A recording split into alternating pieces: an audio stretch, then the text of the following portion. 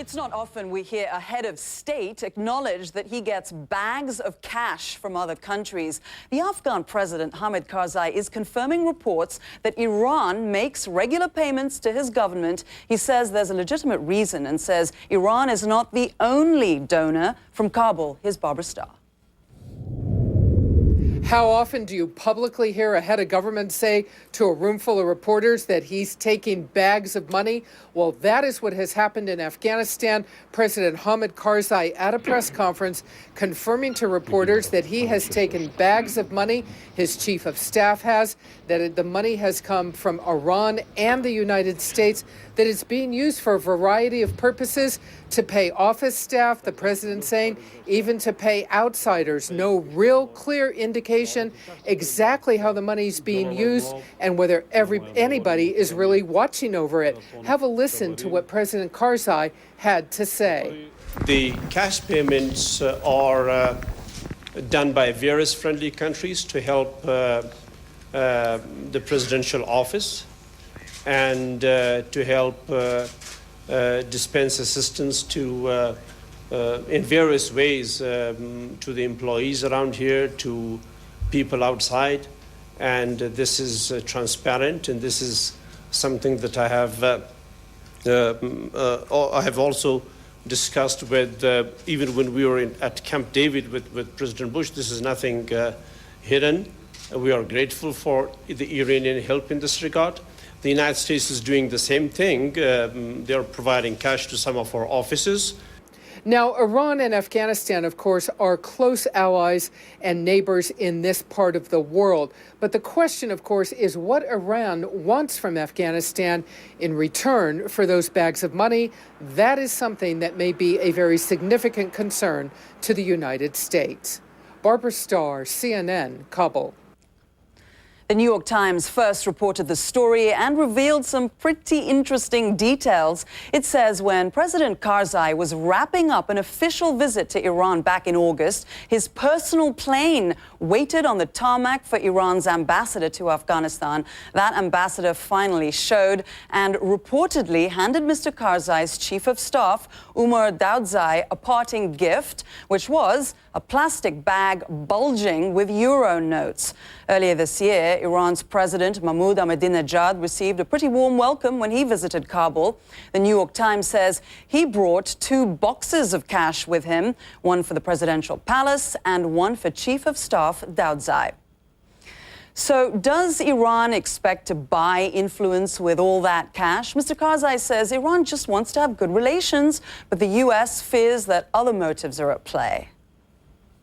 We do not question Iran's right to provide financial assistance to Afghanistan, nor do we question Afghanistan's right to accept that assistance. What we think is important is Afghans having the ability to shape their own future without negative influences, from its neighbors.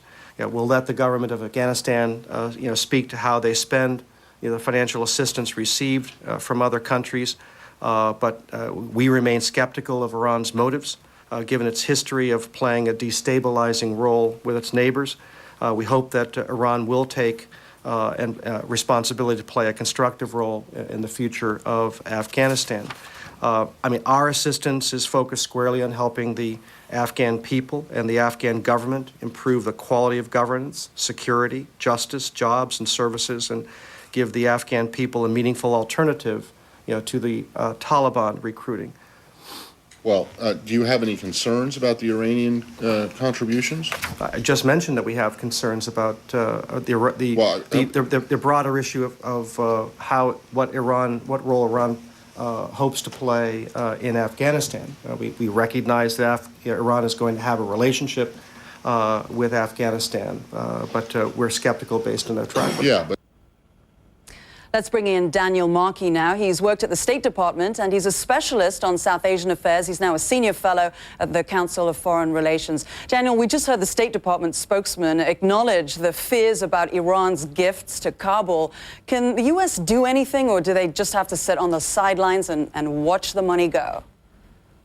Well, certainly the United States can't do a lot to stop bags of money flowing into the Afghan government, but it could do a lot to shift its political strategy and try to diversify its range of partners well beyond the Karzai government and his inner circle.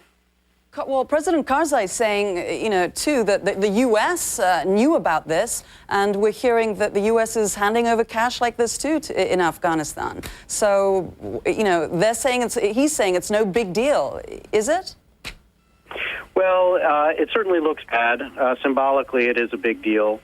The U.S. government can't be happy to hear that these kinds of things are happening with Iran on the other side.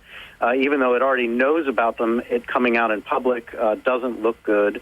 And if the United States is providing assistance of this sort, it's also providing a heck of a lot of assistance that's going through normal channels. And for Karzai to say that this is transparent funding and normal accounting procedures just doesn't sound right at all. Part of the reason this is such a big deal is that some of this money is going to the Taliban. Well, the Iranians have, by a number of accounts, been providing assistance to the Taliban in a variety of ways, including direct assistance of lethal materials. So this wouldn't be the first time that we've heard of that sort of thing. It's also clear that Karzai has a variety of not at all constructive individuals who are around him, including those who are reportedly the ones who are most responsible for doling out the cash and for receiving it directly from the Iranians. So there are several different problems here. Should the U.S. trust Karzai? I think the United States needs to work with Karzai. He's the man on the scene. But I think, as I said before, the United States needs to also work with a variety of other important Afghan partners. It's not clear that Karzai can deliver, even though he's nominally the president. This is a relatively weak government. And there are a variety of other Afghans who, early on after 9/11, came together in a national unity effort and have since departed the scene. They've left Karzai's side. They've been kicked out of the government. They've run against him in the presidential campaign. These are people who could be very constructive as parts of the Afghan national unity government, and they currently have very little role to play. And we're seeing, I think this is just one indication of that. The stories of corruption are another. There have been a variety of weak and unfortunate episodes of late. President Karzai said something pretty astonishing about these bags of cash today. Now that we all know about this and that this is happening and has been happening, is it just going to keep on going? And do you expect that there will be any more transparency, checks and balances, accountability, or not? Well, I think no. At some level, there will be bags of cash flowing around Afghanistan for some time to come. It's the nature of a very weak, under-institutionalized system, and one where a lot of regional players want to have influence. So you see bags of cash from Iran. You could probably see them from Russia. You probably see much worse things coming from Pakistan. So it's just a matter of how different countries are exerting their influence, and this is one example of it. Some good perspective and insight for someone who has been at the State Department, Daniel Markey, now with the Council on Foreign Relations. Thank you so much.